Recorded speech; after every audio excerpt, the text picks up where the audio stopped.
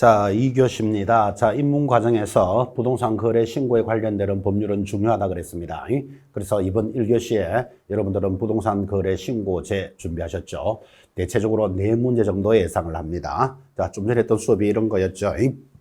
부동산 거래 신고는 누가 합니까? 개공사가 개입되어 있으면 반드시 개공사가 신고를 하고 당사자들이 공동 신고하는 게 원칙이었죠. 자, 며칠 내로 체결일로부터 30일 내로 어디 가서 신고합니까? 부동산이 시장, 군수, 구청장에게 신고를 하고 그것에 대한 관련 제재도 공부하셨죠. 제재가 한 페이지나 되지만 여러분이 따라가면서 공부할 수 있는 것. 자, 제재하고 물으면 3천만 원짜리 과태료가 제일 셉니다. 모두 몇 개? 3가지. 왜 3가지죠? 3천이니까. 그래서 거래 대금 지급 증명 자료 그리고 불구하고 3가지였죠. 나머지 전부 500입니다. 신고를 하지 않거나 조장하거나 방조하거나 해제 신고를 하지 않거나 신고 위반하면 전부 500. 아닌 것 취득세 과태료 취득가액의 5% 과태료는 거짓 신고 하나였죠. 자, 그러면 제재에 관련되는 내용이 한 페이지나 되지만 내용은 단조롭게 정리합니다. 부동산 거래 신고제 위반하면 500 딱 잡고 아닌 것 3천만 원짜리 3개 그리고 취득가액의 5% 과태료가 있었습니다. 자, 그렇게 해서 이제 거래 신고에 대한 제재를 공부하셨다면 두 번째 주제입니다. 자, 2장에서는 외국인 부동산 취득에 관련되는 특례입니다. 제목 잘 보셔야 되죠. 외국인이 우리나라 부동산을 취득하면 적용합니다. 저기서 중요한 것 취득이니까 만약에 이 부동산을 파는 것은 절대로 이 법이 적용되지 않습니다. 그래서 여러분 나올 때마다 전달했던 것 미국인 스미스 씨가 미국인 스미스면 외국인 맞죠? 강남에 있는 A 빌딩을 매각할 때는 이 법을 적용한다. 그러면 X예요. 매각할 때 적용하지 않습니다. 외국인이 우리나라 부동산을 취득할 때만 적용한다. 다시 일본인 무라다 씨가 강남에 있는 A 아파트를 양도하고자 할 때는 이 법을 적용한다. X예요. 외국인이 부동산을 팔 때는 적용하지 않습니다. 모두 취득에 따른 특례다. 취득이라는 거 잘 보셔야 됩니다. 제목. 자, 그리고 부동산 등의 취득이니까 여러분 부동산뿐만 아니라 뭐가 또 있다 이 말이에요. 그죠? 그래서 분양권이나 입주권 이런 것들도 해당 사항이 있다는 걸 잘 보셔야 됩니다. 부동산 등의 취득에 관련되는 법률이다. 그래서 외국인 부동산 취득인데 내용이 아주 단조롭습니다. 지금 공부해 보시면 아시겠지만 이 단조로운 내용에서 해마다 무조건 한 문제가 나옵니다. 이번 34매 시험에서는 2문제가 흘러갔습니다. 그러면 여러분 이 짧은 내용에서 해마다 한 문제가 나오니까 지금 10년 연속 출제면 50개 지문이 떴겠죠. 자, 여러분 이 짧은 내용에서 50개를 만들려면 나왔던 지문이 또 나오고 또 나옵니다. 그래서 여러분 외국인 부동산 취득에 관련되는 특례법은 절대로 시험에서 놓치면 안 됩니다. 점수를 무조건 받아야 되는데 자, 외국인이 부동산을 취득할 때는 첫 번째 계약에 의한 취득 신고가 있습니다. 계약 체크하셔야 됩니다. 자, 제목부터 보고 갑시다. 두 번째, 계약 외의 원인이 있습니다. 계약 외 체크해 보시기 바랍니다. 세 번째, 계속 보유 신고입니다. 자, 신고해야 되는 제도 모두 몇 가지? 3가지가 준비가 되어 있는데 자, 화면이 넘어가니까 조금 불편하다 그죠? 첫 번째, 계약에 의한 취득 신고가 있고 두 번째, 계약 외의 원인 그리고 세 번째, 계속 보유 신고가 있습니다. 자, 우리는 이것을 신고사항이라고 합니다. 그 다음 외국인은 허가받는 게 있습니다. 허가받는 토지 지금 나오겠죠. 그러니까 이 내용 요게 2개라니까요. 자, 신고해야 되는 것 3가지. 그 다음 허가받는 토지 이렇게 준비가 되어 있습니다. 자, 다시 이제 계약부터 한번 봅시다. 계약으로 인한 부동산 취득의 신고입니다. 여러분 계약이 뭐죠? 앞으로 입문 과정에서도 전달하지만 계약하면 매매, 교환, 정려를 계약이랍니다. 계약이 뭐라고요? 매매, 교환, 정려. 자, 대체적으로 매매가 많겠죠. 그래서 취득을 하면 신고가 돼 외국인 등이 대한민국 안의 부동산을 취득하는 계약, 달로 열고 부동산 거래 신고 대상인 매매를 제외하고 우리 좀 전에 부동산 거래 신고는 매매만 신고한다고 들으셨습니까? 그때 매매를 하면 지금 외국인은 이 신고를 하는 게 중요한 게 아니고 부동산 거래 신고부터 먼저 해야 됩니다. 매매는 거래 신고 대상이니까. 자, 그래서 매매를 하면 별도로 외국인 신고할 필요 있다 없다? 없지. 그러니까 계약을 원인으로 하면 뭐만 신고 대상이 됩니까? 교환하고 정려가 신고 대상이죠. 그래서 이 교환이나 정려는 부동산 거래 신고 대상이 아니니까 교환과 정려를 했을 때는 이 말은 외국인이 계약을 했을 때는 이 말이에요. 교환 정려를 체결했을 때는 체결일로부터 며칠 내로 60일 내로 대통령령이 정하는 바에 따라 신고관청에 신고합니다. 그때 이런 취득 신고를 위반한 자 얼마? 300만 원짜리 과태료입니다. 내용이 이게 다라니까요. 자, 계약을 원인으로 위반하면 얼마? 300만 원짜리 과태료 사유죠. 그래서 외국인이 교환 정려를 위반하게 되면 300만 원짜리 과태료고 신고관청에 60일 내로 신고해야 될 사항이었습니다. 위반하면 300. 자, 이제 두 번째 원인, 계약 외의 원인 가볼까요? 자, 계약 외의 원인이 뭐냐 하고 물으면 조금만 더 올립시다. 계약 외의 원인은 외국인이 상속을 받았다. 경매, 신축, 정축, 개축, 재축. 자, 이것들은 매매, 교환, 정려 외에는 다 계약 외죠. 그러면 여러분들은 이거를 상속, 경매, 신축, 정축, 개축, 재축 이렇게 공부하시는 분 전형적으로 공부 안 되는 분들이죠. 계약 외니까 아까 했던 교환, 정려 외에는 다 나머지 계약 외 이렇게 딱 자르면 되죠. 자, 상속, 경매, 신축, 정축, 재축, 재축을 포함해서 그 밖에 대통령령이 정하는 원인으로서 대한민국 안의 부동산을 취득한 때는 이제 며칠 내로요? 취득일로부터 6개월 내로 대통령이 정하는 바에 따라 신고관청에 신고합니다. 계약은 며칠 내로 신고하죠? 60일 내로 신고한다면 계약 외의 원인은 취득한 날로부터 6개월 내로 신고하고 이때 취득 신고를 하지 아니하거나 거짓으로 신고한 자 얼마짜리? 100만 원짜리 과태료입니다. 이게 내용이 다라니까요. 이걸 가지고 지금 10년 연속 출제를 하고 있습니다. 자, 세 번째 외국인 계속 보유 신고입니다. 계속 보유 신고 보이고 계십니까? 자, 계속 보유라는 말은 지금 여러분과 같은 한국인이 부동산을 가지고 있습니다. 그런데 여러분이 국적이 바뀌는 사람 봤나요? 미국 국적을 취득했다. 캐나다 국적을 취득했다. 나는 일본 국적이 있는 사람입니다. 그러면 외국인으로 변경이 됐잖아. 그죠? 그러면 예전부터 내가 가지고 있던 것을 신고합니다. 이게 계속 보유 신고죠. 자, 그래서 계속 보유 신고는 대한민국 안의 부동산 등을 가지고 있는 대한민국 국민이나 대한민국의 법령에 따라 설립된 법인 또는 단체가 외국인 등으로 변경이 되면 그 외국인 등이 해당 부동산을 계속 보유하려는 경우에는 변경된 날로부터, 그래서 국적이 바뀐 날로부터 얼마? 6개월 내로 신고해야 된다. 이거 위반하면 역시 얼마짜리? 100만 원짜리 과태료입니다. 내용이 단조롭죠? 자, 계약을 원인으로 위반하면 300만 원짜리 과태료였고 계약 외와 계속 보유는 위반하면 100만 원짜리 과태료다. 지금 이거 이야기하고 있는 거죠. 그리고 이 계약을 원인으로 했을 때는 체결한 날로부터 60일 내로 신고해라. 그 다음 계약 외에는 취득한 날로부터 6개월 내로 신고하고 계속 보유는 국적이 변경된 날로부터 6개월 신고한다. 이 내용을 가지고 지금 10년 연속 문제를 묻고 있다. 지금 이 말이에요. 그러니까 나왔던 내용이 또 나오고 또 나오고 또 나옵니다. 그래서 이 외국인 취득에 관련된 신고사항은 절대로 놓치면 안 됩니다. 이렇게 가죠. 자, 이번에는 허가받는 토지가 있습니다. 외국인은 이런 토지는 허가를 받아야 한다. 그래서 신고 아니면 허가 둘 중에 하나인데 허가가 그래도 조금 더 내용이 무겁죠. 자, 그래서 4번 허가를 받아야 되는 구역, 지역인 토지 해서 1번 허가받는 지역이 나타납니다. 1번 군사기지 및 군사시설보호법에 따른 군사기지 및 군사시설보호구역, 그 밖에 국방 목적을 위해서 외국인 등의 토지 취득을 특별히 제한할 필요가 있는 지역으로서 대통령령이 정하는 지역인데 문화재보호법에 따른 지정문화재와 이를 위한 보호물구역 또는 자연환경보존법에 따른 생태경관 보존지역, 야생생물 보호와 관리에 관련되는 법률에 따라 야생생물 특별보호구역이 허가 대상입니다. 자, 여러분 딱 보는 순간 허가 대상이 모두 몇 가지? 4가지잖아. 그죠? 4가지니까 다음 중 허가를 받지 않아도 되는 것, 단골 문제겠죠? 그래서 외국인이 허가받는 토지 4가지는 제목을 기억하셔야 됩니다. 그래서 앞으로 이렇게 갈 겁니다.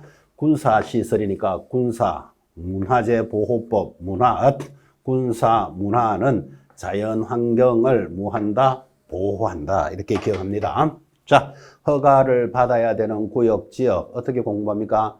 군사, 문화는 자연 환경을 보호한다. 뭐 이렇게 굳이 기억할까요? 여러분 군사 문화라는 게 우리 휴전선에 가면 철망이 정해져 있죠. 이 철조망이 정해져 있는 군사 문화 때문에 사람들이 못 들어가고자 하는 거죠.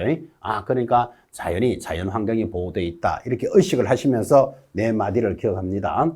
군사 문화는 자연 환경을 보호한다. 이런 지역이 허가 대상이다. 이거부터 잡으시고 여기에 전통 건조물 지역 뭐 이런 거 없잖아 봐요. 그죠?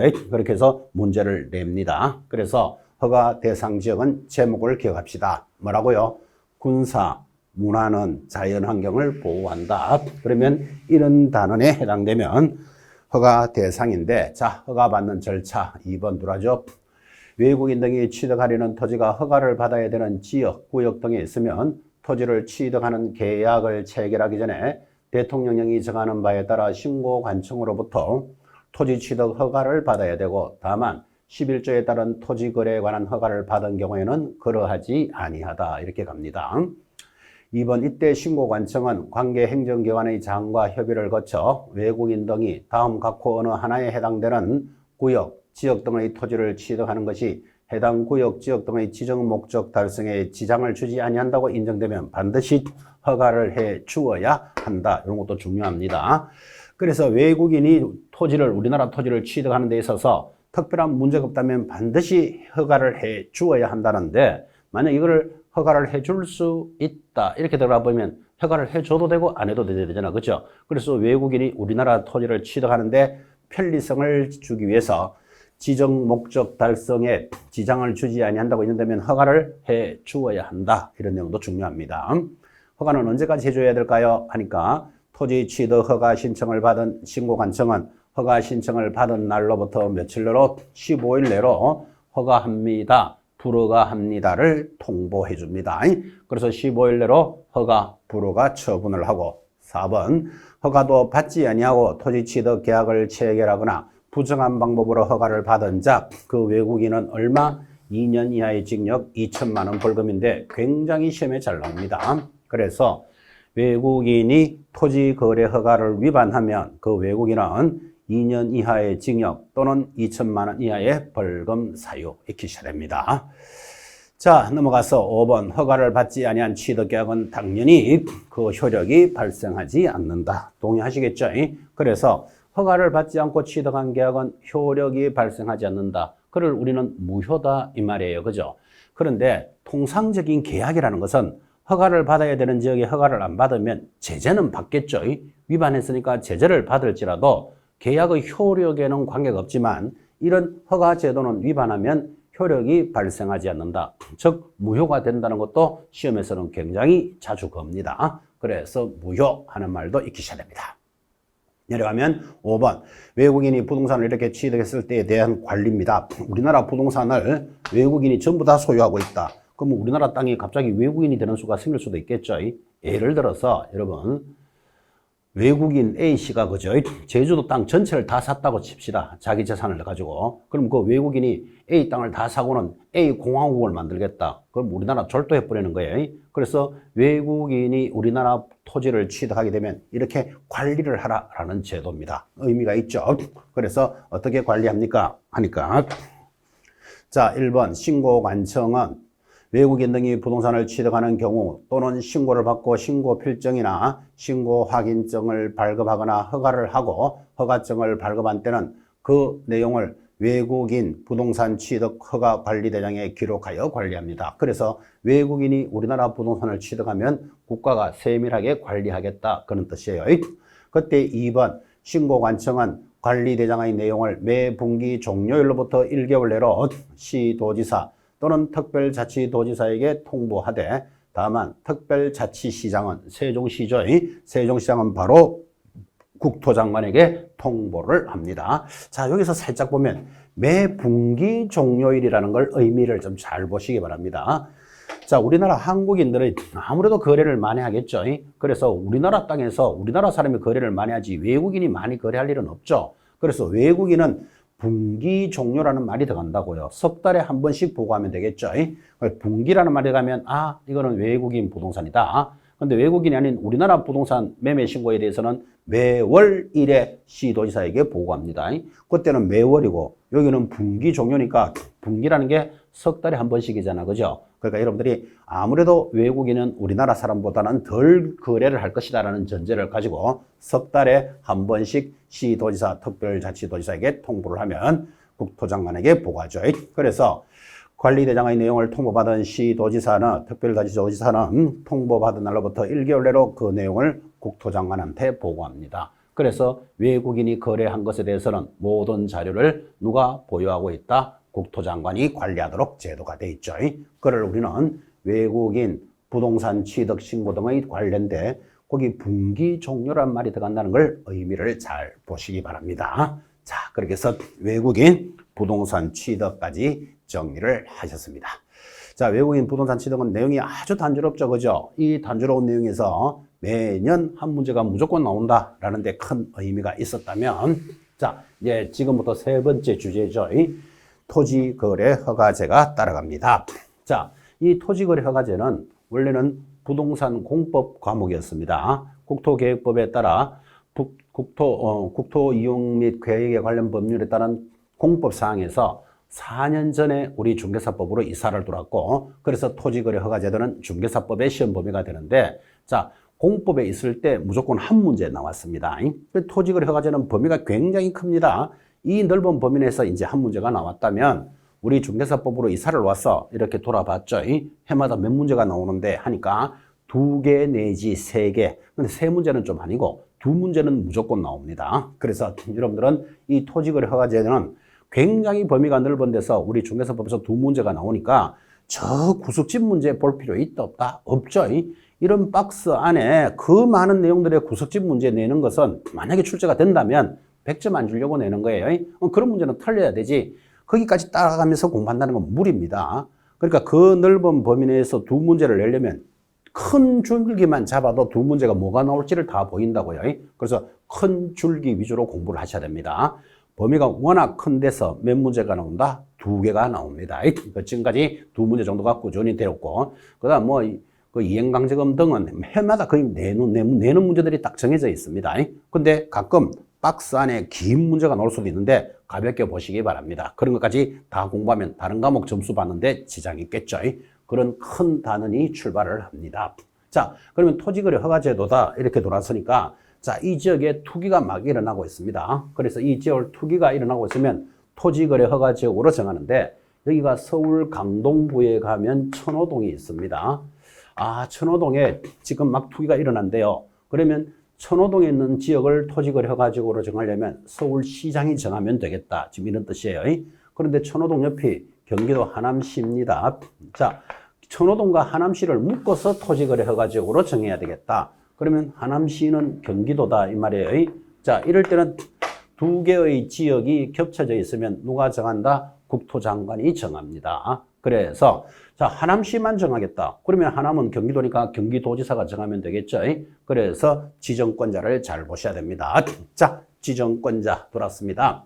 국토장관 또는 시도지사는 방금 설명 다 했죠. 국토 이용 및 관리에 관한 계획의 원활한 수립과 합리적인 이용 등을 위해서 토지의 1번 투기적인 거래가 성행하거나, 자, 이쪽 지역이 자고 일어나면 땅값이 오릅니다. 투기가 막 일어나고 있습니다. 투기적인 거래가 성행하거나 집가가 급격히 상승하거나 또 그럴 우려가 있는 지역으로서 대통령령이 정하는 지역에 대해서는 다음 구분에 따라 5년 이내의 기간을 정하여 토지거래 계약에 관한 허가구역으로 지정할 수 있다. 이때도 중요한 것 5년 이내죠. 딱 5년으로 정해라라는 건 아니죠. 3년 정할 수도 있고 2년 정할 수도 있다. 그런 뜻이에요. 자, 요 세 가지 지역 잘 보셔야 됩니다. 1번 투기가 일어나고 있거나 집가가 급격히 상승하거나, 세 번째 그럴 우려가 있는 지역도 정한다는 게 중요합니다. 운전 지역에 대해서 얼마의 범위 내에서 5년의 범위 안에서 토지거래 허가 지역으로 정합니다. 자, 이제 토지거래 허가 지역의 대상 지역 방금 이야기했지만 광역도시계획 또는 인근도에서 토지 이용 계획이 새로 수립되거나 변경되는 겁니다. 자, 토지 이용 계획이 새로 수립되겠나 하면은 앞으로 개발하겠다는 뜻이죠. 개발하면 땅값이 오르겠다는 지역입니다. 이런 지역을 정한다. 2번 법령의 제정, 개정 또는 폐지나 그에 의한 고식, 공고로 인하여 토지 이용에 대한 행위 제한이 완화되거나 해제되는 지역. 요 완화를 작년에는 강화되는 지역으로 시험에 나옵니다. 자, 여러분. 행위 제한이 완화된다. 그러면 개발하기가 더 좋아진다 이 말이에요. 개발하기가 좋아진다라는 말은 투기 세력이 들어오기가 좋다. 이런 지역이니까 완화되는 지역을 토지거래 허가 지역으로 정합니다. 3번 법령에 의해서 개발 사업이 진행 중이거나 예정되어 있는 지역입니다. 개발 사업이 지금 진행 중이랍니다. 개발 사업이 막 진행 중이면 투기 세력이 들어오겠죠.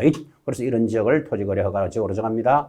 그 다음 4번 그 밖에 국토장관 또는 시도지사가 투기 우려가 있다고 인정되는 지역 또는 관계 행정기관의 장이 특별히 투기가 성행할 우려가 있다고 인정하는 지역에 대해서 국토장관이나 시도지사에게 요청하는 지역, 이런 4개의 지역을 토지거래 허가 지역으로 정하겠다. 크게 무리는 없죠. 여러분 보시면.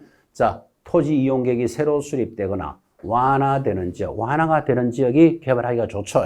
자, 개발하기가 좋다라는 말은 투기 세력이 들어오기 좋다. 그런 표현이에요. 그 다음에 개발 사업이 진행 중이거나 특별히 시도지사에게 요청하는 지역을 토지거래 허가 지역으로 정합니다. 자, 이제 정하는 지역을 안다면 이제 지정 절차가 출발을 했습니다. 자, 절차 첫 번째 제목 잡으셔야 됩니다. 중앙도시계획위원회 또는 시도도시계획위원회의 심의를 받아야 한다. 첫 번째 심의 하나 기억하시는데, 자, 중앙도시계획위원회는 국토장관이 정할 때는 중앙에 있죠. 그 다음 시도지사도 결정할 수 있다 그랬죠. 그럼 시도지사가 결정하면 시도도시계획위원회의 심의를 받습니다. 자, 그럼 이 지역을 토지거래 허가 지역으로 정하자. 심의가 통과되면 지정 공고를 하고 통지를 해줍니다.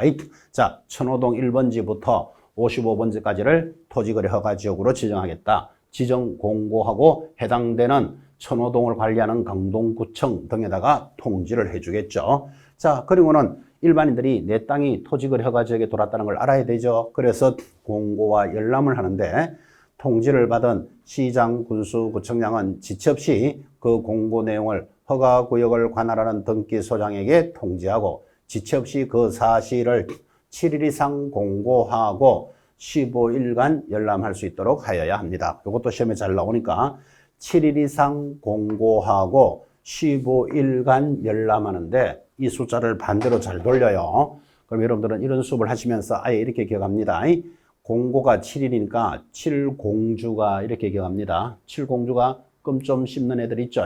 7공주가 15일간 열받았다 해서 숫자를 고정하시기 바랍니다. 반대로 들어옵니다, 이거. 자, 이렇게 해서 이제 공고와 열람이 되고 나면 효력 발생 시기하여 아주 중요하죠. 허가구역의 지정은 허가구역의 지정을 공고한 날로부터 며칠 후, 5일 후에 그 효력이 발생하는데 이 5일 후를 즉시 발생한다 이렇게 들어오면 틀려요. 그래 여러분 잘 알다시피 이 토지거래 허가지역은 내 땅을 내 마음대로 사용 못 하잖아요. 국가로부터 허가를 받아야 되니까. 그래서 국민들에게 불편하게 하는 제도는 하루라도 늦게 불편하게 해줘야 돼. 그래서 지정을 공고한 날로부터 허가지역으로 가는 게 아니고 5일 후에 그 효력이 발생한다. 그래서 효력을 조금이라도 늦게 발생함으로써 국민들의 불편함을 조금이라도 해결하는데, 자, 요게 5일 후에 효력이 발생한다는 내용이 이제 그래서 중요했다면 이것의 지정, 해제, 축소가 상대적으로 중요합니다. 자, 해제와 축소입니다. 이제 투기지역이 끝났습니다. 그러면 이제 토지거래 허가지역을 해제를 할 때는 그때는 어떻게 해제하는가? 국토장관 또는 시도지사는 허가구역의 지정 사유가 없어졌다고 인정되거나 관계시도지사, 시장군수, 구청장으로부터 받은 허가구역의 지정해제 또는 축소 요청이 이유 있다고 인정되면, 이것도 이유 없다 하면 틀려요. 자, 해제를 해줘야 될 이유가 있다고 인정이 되면 지체 없이 허가구역의 지정을 해제하거나 지정된 허가구역의 일부를 축소를 해 주어야 하는데 언제까지 지체 없이 하는 말의 의미를 잘 보셔야 됩니다. 자, 그래서 허가구역을 정하면 효력은 언제 발생하고 5일 후에 발생한다면, 자, 해제나 축소는 어떻게 해야 된다? 지체 없이 축소 해제해 줍니다. 그래서 국민들의 생활을 하루라도 덜 불편하게 해줘야 되는구나 하는 취지를 이해하셔야 됩니다. 지정, 해제, 축소까지를 의미 있게 잘 보셔야 됩니다. 자, 이제부터 본론입니다. 토지거래 허가에 대한 관련 허가 절차입니다. 자, 이 제도는 토지거래 관련 허가 제도니까 허가 절차가 그래도 제일 중요하죠. 첫 번째 알아야 될 것, 허가권자가 누굽니까? 가장 중요합니다, 사실은. 누구? 시장, 군수, 구청장에게 허가를 받습니다. 강동구, 천호동 같으면 누구한테 허가 받으라고요? 강동구청장에게 허가 받으라. 그래서 시장, 군수, 구청장을 익히셔야 됩니다. 경기도 하남시입니다. 그러면 누구에게? 하남시장으로부터 허가를 받아야 된다. 그래서 허가권자는 누구? 시장, 군수, 구청장이라면 허가 대상 권리입니다. 그러면 이 지역에 있는 땅은 모두 다 허가를 받느냐? 아니고 허가 대상이 되는 권리가 있고 허가구역에 있는 토지에 관한 소유권, 지상권이 들어간다는 거 조심하셔야 됩니다. 그래서 소유권뿐만 아니라 지상권을 포함하는데 그때 소유권, 지상권의 취득을 목적으로 하는 권리를 포함해서 예를 들면 유저당, 대물변제, 부담부 증여 등을 뭐하거나 이전하거나 설정하는 대가를 받고 이전하는 것도 대가를 받는다는 것도 중요해요. 여러분 상속이 일어나면 아버지가 돌아가시면 이 땅이 자식에게 상속이 되잖아. 그죠? 그때는 대가를 받고 상속되는 거 아니죠? 그런 것들은 허가 대상이 아닙니다. 반드시 대가를 받고 하는 경우에 계약인데 이때 예약을 포함합니다. 그때 예약이라는 게 가등기 등을 이야기하겠죠. 자, 포함해서 허가 대상인데 이때 당사자는 공동으로, 이것도 중요하죠. 당사자가 공동으로 할 때 공동이라는 말은 땅을 파는 사람, 매도인, 사는 사람 누구? 매수인이 공동으로 대통령령이 정하는 바에 따라 시장, 군수, 구청장, 아까 허가권자가 시장, 군수, 구청장이죠. 에게 허가를 받아야 한다. 허가받은 사항을 변경하고자 할 때도 또한 같다. 이렇게 돌았습니다. 그래서 지금 여러분 쭉 진행되고 있는 여기 허가 대상 권리는 반드시 자기 것으로 숙지하셔야 됩니다. 자, 여기서 중요한 것 소유권뿐만 아니라 지상권이 포함된다. 그 다음 대가를 받고 이전하거나 설정하는 것인데 이때는 예약이니까 가등기 등도 허가 대상에 포함됩니다. 그때 누구에게? 공동으로, 매도 매수인이 공동으로 시장, 군수, 구청장에게 허가를 받아야 한다라는 사항이 중요합니다. 자, 드디어 이제 허가 절차입니다. 첫 번째 뭐 해야 되겠습니까? 허가 신청서를 제출합니다. 이거부터 시험 문제입니다. 자, 허가 신청서의 제출에 있어서 토지 거래 계약을 체결하고자 하는 당사자는 공동으로 토지 이용 계획, 자금 조달 계획 등을 기재한 허가 신청서에 국토교통부령이 정하는 서류를 첨부하여 그 토지를 관할하는 시장, 군수, 구청장에게 제출을 하는데 그때 허가 신청서를 토지를 관할하는 시, 군, 구청이라는 게 시험에 들어온다고요. 사는 사람, 매수자의 시, 군, 구청이 아니라 이 말이에요. 그죠? 그래서 허가권자에게 제출을 하면 자, 허가 신청서가 제출됐습니다. 나는 이 땅을 사서 집을 짓고 농사를 짓겠습니다. 즉 투기 목적이 아니다 이거죠. 투기 목적이면 절대로 허가 못 받겠죠. 투기 목적이 아닙니다를 제출하면 2번 조사 나갑니다. 아, 집을 짓고 농사를 짓겠다는데 진짜 집을 지을 수 있는 땅인지 농사를 지을 수 있는지 계곡 같은 데다가 집을 짓겠습니다. 그러면 이게 말이 안 되잖아. 그죠? 그래서 현장에 조사 나가죠. 허가 신청서를 받은 시장, 군수, 구청장은 지체 없이 필요한 조사를 합니다. 자, 신청서가 들어오면 신청서에 있는 내용이 맞는지를 조사를 해서 이제 드디어 3번 허가 불허가 처분을 통지합니다. 그때 시장, 군수, 구청장은 허가 신청을 받으면 민원 처리에 관한 법률에 따른 처리 기간 옆에다가 여러분들은 밑에 내려오죠. 15일입니다. 15일 내로 허가 또는 불허가 처분을 하고 그 신청인에게 허가증을 발급하거나 불허가 처분 사유를 서면으로 알려줍니다. 다만 선매 협의 절차가 진행 중인 경우에는 위의 기간 내에 그 사실을 신청인에게 알려야 하고 허가관청은 지체 없이 필요한 조사를 하고 신청서를 받은 날로부터 며칠 내로 15일 내로 허가, 변경 또는 불허가 처분을 합니다. 그래서 좀 전에 여러분 외국인 부동산 취득에서도 들었다시피 토지거래 허가에 관련되는 날짜는 전부 다 며칠이다? 15일 내로 허가, 불허가 처분이죠. 자, 그런데 15일이 되었는데도 소식이 없어요. 그러면 우리말로 하면 미처리 시의 허가에 의제입니다. 자, 미처리 시 허가에 의제하여 처리 기간에 허가증의 발급 또는 불허가 처분의 사유가 통지가 없거나 선배 협의 사실의 통지가 없는 경우에는 그 기간이 끝난 다음 날부터, 이것도 아주 의미 있죠. 끝났는 날로부터 허가를 받은 것으로 하는 게 아니라 끝난 다음 날에 허가가 있은 것으로 본다. 이 경우 시장, 군수구청장은 지체 없이 신청인에게 허가증을 발급해 줍니다. 자, 결국은 15일 내로 허가합니다. 불허가 합니다를 해줘야 된다 그랬잖아. 그죠? 근데 15일이 되었는데도 소식이 없어. 그러면 어떻게 한다고요? 끝난 다음 날부터 허가를 받은 것으로 본다. 이 허가의 절차도 잘 보셔야 됩니다. 자, 그 다음에 이제 드디어 2번 허가 대상 기준 면적입니다. 이게 원래 출제 문제이기도 하고 원래 이건 시험에 들어옵니다 하고 여러분들한테 전달을 했던 이유 중에 하나가 원래 이게 바뀌었기 때문에 그렇습니다.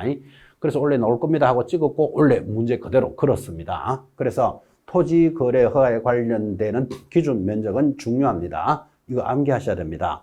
주거지역은 얼마? 60제곱을 초과하면 허가 받습니다. 그럼 60제곱 초과 안 하면 허가 안 받아도 되죠. 20평 미만은 안 받아도 된다 그런 뜻이에요. 자, 상업지역 150, 공업지역 150, 녹지는 200, 미지정교육은 60입니다. 이게 이번에 바뀌었습니다. 자, 그래서 앞으로 여러분 이렇게 암기합니다. 주거지역과 미지정구역이잖아. 그죠? 주미 60 이렇게 기억합니다. 암기하셔야 됩니다. 자, 주거지역과 미지정이니까 주미 60. 자, 상업지역과 공업지역은 상공지역은 얼마다? 150이죠. 그래서 자, 다시 펴보고 암기합니다. 주미 60, 상공 150, 녹지는 얼마? 200이죠. 그렇게 해서 이 숫자 암기하셔야 돼요. 토지거래 허가구역을 공부하신 여러분들이 이 숫자를 모르고 있다. 그러면 심각합니다. 자, 그 다음에 도시 외의 지역, 기타 지역은 250입니다. 천천히 보셔도 됩니다. 농지는요, 500제곱미터. 그리고 임야는 1000제곱이니까, 뭐 이거는 변함이 없으니까 그냥 가볍게 보죠. 자, 다시 정리하면 허가구역 면적을 따질 때는 도시지역이냐, 도시지역이 아니냐 이렇게 따집니다. 자, 서울에 계시는 여러분들은 어느 지역에 살고 있습니까? 우리나라에서 가장 큰 도시지역에 살고 있습니다. 서울에 있는 분들은. 근데 서울 외곽으로 나오면 하남시 뭐 이렇게 여주, 광주 나가면서 도시지역 외의 지역도 있다는 건 아시죠? 그래서 도시지역과 도시지역 외로 구분하는데 도시지역이 딱 들어오면 주상공록미 이렇게 갑니다. 주상공록미에서 주미 얼마? 60, 상공 150, 녹지는 200. 도시지역 외에는요, 기타 지역은 250이 기준입니다. 농지는 500, 임야는 1000. 요 숫자 반드시 암기합니다. 입문 과정에서 당연히 다 알아야 될 이유는 없죠. 이제 앞으로 여러분 수업을 해가면서 계속 익히셔야 될 숫자고, 여기 기준이 적합하지 못하다고 인정되는 경우에는 10%에서 10% 이상에서 300% 이하까지는 뭐 범위로서 적절하게 플러스 마이너스 해줄 수 있다. 이런 제도도 있습니다. 여기 이런 이야기죠. 상업지역은 150 초과하면 허가받아야 돼요. 그럼 150이면 대략 50평을 초과하면 허가받아야 되니까 50평 미만은 안 받아도 된다. 이런 말이겠죠. 여러분, 우리나라 최고의 상업지역이 어딜까요? 우리나라 최고의 상업지역, 뭐 그래도 강남, 서울의 명동 이런 정도로 이야기하겠죠. 자, 그러면 그게 강남이나 명동에 150제곱을 초과하면 허가 대상인데, 같은 상업지역이라도 강원도 고성군에 가면 버스 정류장 앞에 하루에 노인 3분만 다니는 상업지역도 있습니다. 그래서 고성군 버스 정류장 앞에도 상업지역인데 거기도 150, 서울 강남도 150. 뭐가 좀 안 맞지 않나요? 그래서 이럴 수가 있으니까 10%에서 그러면 150에 10%면 15제곱미터 허가 받아라 이 말이에요. 15제곱미터부터 300%니까 150에 300이면 450이죠. 15제곱미터에서부터 450m 제곱까지는 뭐 플러스 마이너스해서 적용할 수 있다. 시장 군수구청장이 그런 뜻이에요. 그러면 서울 강남은 15제곱만 되더라도 허가받아야 된다. 5평만 되더라도 허가받아야 된다 이 말이에요. 강원도 고성은 상업지역이면 450제곱까지는 안 받아도 된다. 이렇게 플러스 마이너스 할 수 있다고. 얼마에서 얼마? 10%에서 300%까지. 그런 개념입니다. 자, 이 부분은 가볍게 보셔도 되는데 이 숫자는 반드시 암기하셔야 됩니다. 기타 지역은 얼마요? 250. 농지는 얼마? 500. 임야는 1000까지 해서 이 숫자는 반드시 암기하셔야 될 단원입니다. 자, 기준 면적을 정리했다면 자, 2번 면적 산정의 특례라는 내용이 들어왔죠. 자, 면적 산정의 특례는 이렇게 이어납니다. 일단의 토지 거래 계약인 경우에는 면적을 산정할 때 일단의 토지 이용을 위해서 토지 거래 허가 계약을 체결한 후 1년 이내에요. 자, 일단의 토지가 들어오면 일단이니까 1년 이거 기억합시다. 1년 이내에 일단의 토지 전부 또는 일부에 대한 토지 계약을 체결하면 일단의 토지 전체에 대한 거래로 보겠다. 그죠? 2번 구역이 지정되고 난 뒤 분할 계약입니다. 허가구역을 지정할 당시에 대통령령이 정하는 지역을 초과하는 토지는 허가구역의 지정 후 당해 토지가 분할된 경우에도 분할된 토지에 대한 토지거래계약을 체결함에 있어서는 분할 후 최초의 거래에 대해서 기준 면적을 초과하는 토지계약을 체결하는 것으로 본다. 그때 허가구역의 지정 후 당해 토지가 공유지분으로 거래되는 경우에도 또한 같다. 자, 이게 무슨 소린가 하니까 이 지역이 토지거래 허가지역입니다. 그리고 여러분 공업지역이라고 칩시다. 공업지역은 지금 150, 상공 150이니까 150 넘으면 허가지역이죠. 자, 이 토지거래 허가지역에 200제곱미터의 토지가 있습니다. 자, 그러면 공업지역은 200제곱미터면 이건 허가 대상이잖아. 그죠? 근데 잔머리를 싹 쓰는 거예요. 이 공업지역에 토지를 4개로 분할을 합니다. 그러면 공업지역이 얼마? 50, 50, 50, 50이죠. 자, 그러면 공업지역에 50제곱미터면 허가를 안 받아도 되잖아요. 요거 허가를 안 받고 거래를 했다가 1년 이내에 그랬잖아. 그죠? 1년 이내에 나머지 토지를 사들유게 되면 이거를 뭐라고 본다? 일단의 토지로 본다. 그래서 이것도 허가 받아야 되고 허가 받아야 된다. 지금 그 이야기 하는 거예요. 이렇게 안 하면 토지거래 허가 지역에 대해서 어떻게 전부 다 분할해서 요거 살 때는 허가 대상 아니잖아. 그죠? 50이니까. 근데 1년 안에 다 사돌려면 이거를 일단의 토지로 보겠다. 잔머리 방지하겠다라는 제도입니다. 자, 두 번째, 구역 지정 이후의 분할입니다. 자, 이 지역이 토지거래 허가 지역이 지정됐습니다. 이제 지정이 됐는데 분할을 딱 하는 거예요. 해서 나 요거 50제곱미터만 사겠다. 요거는 그때부터 허가 받아야 된다고. 그래서 구역의 지정 이후에 분할을 하면 허가구역을 지정할 당시에 대통령이 정하는 면적을 초과했다면 그 자체가 허가 대상이다. 그래서 여러분들 1번하고 2번의 내용은 잔머리 방지다 이런 뜻이에요. 뭐 잔머리 방지니까 크게 깊게 공부할 필요는 없고 일단의 토지하면 1년 하는 모습의 의미를 익히셔야 됩니다. 자, 그렇게 해서 이제 토지거래 허가 기준 면적 보셨고 잔머리를 방지하는 제도 보셨습니다. 4번 넘어갑니다. 불허가에 대한 사건의 보호제도입니다. 이거 중요하죠. 자, 여러분들은 여기 토지거래 허가 지역에 있는 땅을 팔아서 뭐 자녀 결혼을 시키겠다. 아니면 뭐 대학 등록금을 내겠다. 등등의 이유로 토지거래를 허가를 신청했는데 자, 불허가를 받았어요. 그럼 국가가 허가를 안 해주겠다 이 말이잖아. 그죠? 이 땅을 팔아서 뭐 자녀 결혼을 시켜야 되는데 허가를 안 해주면 그럼 애 결혼시키지 말란 말이냐 이런 문제잖아 지금. 그죠? 그래서 불허가에 대한 개인의 권리를 보호해주는 제도가 도입되어 있고 시험상으로 중요하겠죠. 자, 이의 신청할 수 있습니다. 자, 불허가를 받았으니까 허가 또는 불허가 처분에 이의가 있는 자 처분을 받은 날로부터 얼마? 1개월 내로 불허가를 한 사람이 누구다? 시장, 군수, 구청장의 이의를 신청할 수 있습니다. 그때 이 신청을 받은 시장, 군수, 구청장은 이것을 어디로 보냅니까? 시, 군, 구, 도시계획위원회로 보내서 거기서 심의한 결과를 신청인에게 알려주는데 시험용이 딱 보이시죠? 이 신청은 시, 군, 구, 도시계획위원회에 이의를 신청한다 하면 틀려요. 이 신청은 누구? 불허가를 한 시장, 군수, 구청장에게 이의를 신청하고 여기서 심의한 결과를 알려주도록 되어 있습니다. 그것도 또 재밌죠. 자, 허가 또는 불허가에 대해서 허가나 불허가에 대해서 이의를 제기해 주니까 여러분은 만약에 불허가를 받았다면 왜 나 불허가 해주느냐 하고 이의를 제기한다는 건 이해하실 수 있죠. 근데 허가 받은 것에 대해서도 이의가 된다고. 이거 조심하셔야 된다고요. 아니, 허가를 받은 자가 왜 이의를 제기하는가 하면 적은 허가를 해주면서 나는 왜 허가 안 해주느냐. 허가 받은 것에 대해서도 뭐 할 수 있다? 이의를 제기할 수 있다라는 취지예요. 그래서 이 신청은 허가, 불허가에 대해서 이의를 신청합니다. 자, 이번에는 불허가에 대한 토지에 대한 매수 청구입니다. 이 말은 여러분들이 잘 알다시피 자, 그러면 국가가 불허가를 해줬으니까 이의도 신청할 수 있지만 그럼 국가가 대신 사라. 나는 이 땅을 팔아야 돈이 필요한 사람이니까 국가가 대신 사라를 뭐라 그런다? 매수 청구도 신청할 수 있습니다. 자, 1번 매수 신청 기간. 이때는 매수 청구는 반드시 불허가 받은 자만 내 땅을 사라 하지 허가 받은 자가 내 땅 사라 그래야 될 이유는 없죠. 그래서 여기는 불허가만 딱 들어간다고. 불허가 처분을 받은 자 통지를 받은 날로부터 역시 얼마? 1개월 내로 누구에게 불허가를 한 시장, 군수, 구청장에게 해당 토지에 대한 권리의 매수를 청구할 수 있다. 그러니까 국가가 불허가를 했으니까 나는 돈이 필요하니까 국가가 대신 사시오. 대신 사시오를 매수를 청구할 수 있습니다. 자, 여러분 이 매수 청구라는 단어를 딱 들으면 여러분 뭐가 궁금하죠?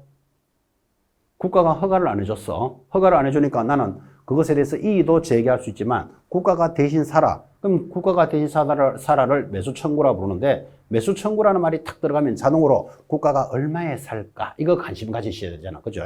그래서 매수자 지정 및 매수 가격인데 매수 청구를 받은 시장, 군수, 구청장은 국가나 지자체, 한국토지주택공사 그 밖에 대통령이 정하는 공공기관, 즉 국가기관이죠.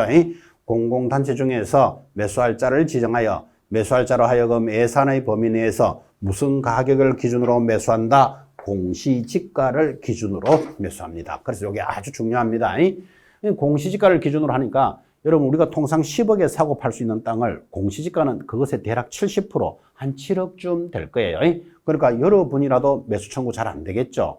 자, 국가가 허가를 안 해주니까 국가가 대신 사라. 그러니까 국가가 얼마에 사겠다?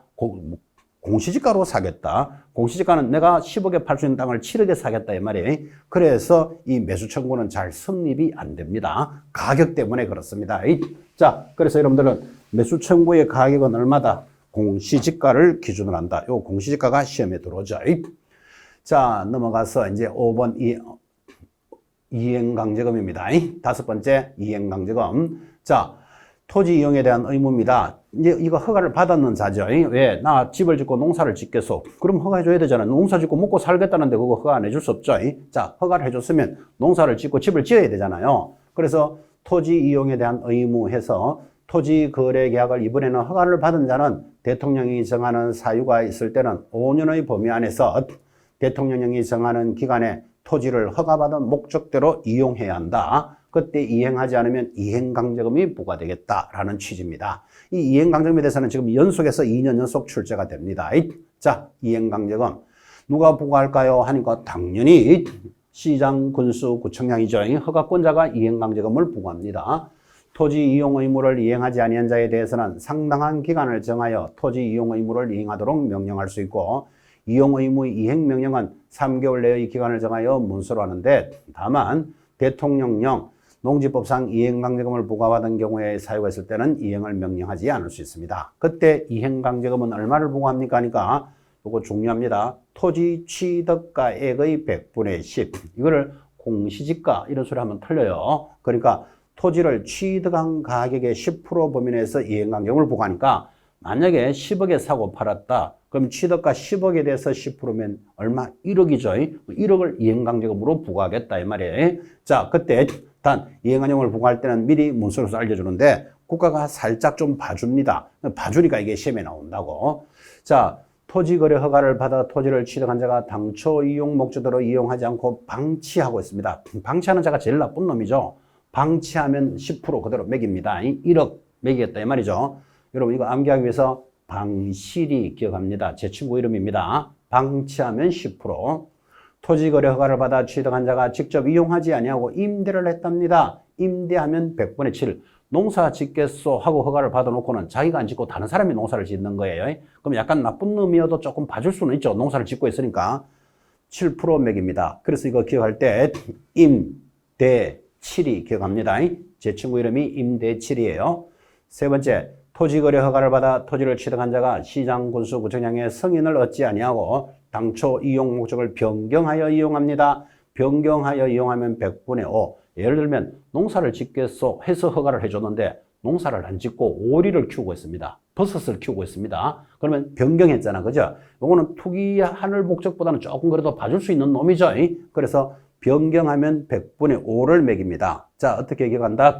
변, 105 기억합니다. 변경하면 5%니까 제 친구 이름이 변 105예요. 변 105.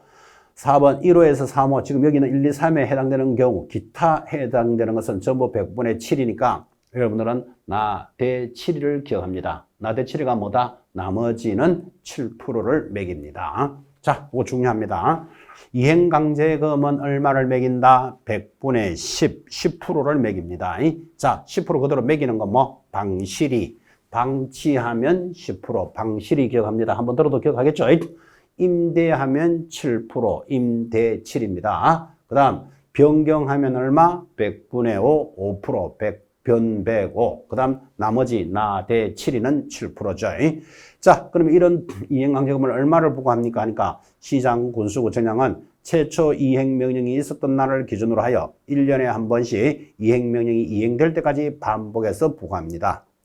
4번, 그때 부과의 정기로서 시장 군수구 정량은 이용 의무 기간이 끝난 후에는 이행강제금을 부과하지 않습니다.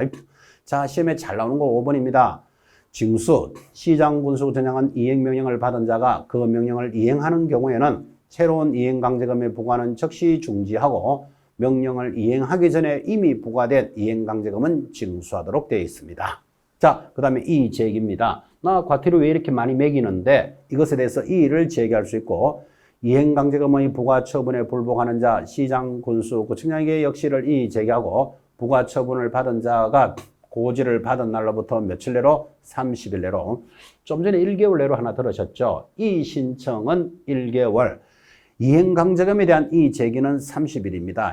그 1개월이나 30일이 뭐가 차이 납니까? 이런 문제가 있을 수 있는데 까칠합니다. 기억해 놓으셔야 돼요. 이 제기는 30일 내로 합니다. 그때 이행강제금 부과 처분을 받은 자가 이행강제금을 납부기 한해 납부하지 않으면 국세, 지방세 체납 처분에 관한 예에서 정리를 합니다. 나머지 내용은 가볍게 보셔도 되겠습니다. 자, 그렇게 해서 여러분들은 토지거래허가제에 대해 큰 단원을 정리했습니다. 잠깐 쉬었다가 선매, 제재, 토상금 해서 이제 총괄 마무리를 보도록 하겠습니다. 10분 쉬었다 갑니다.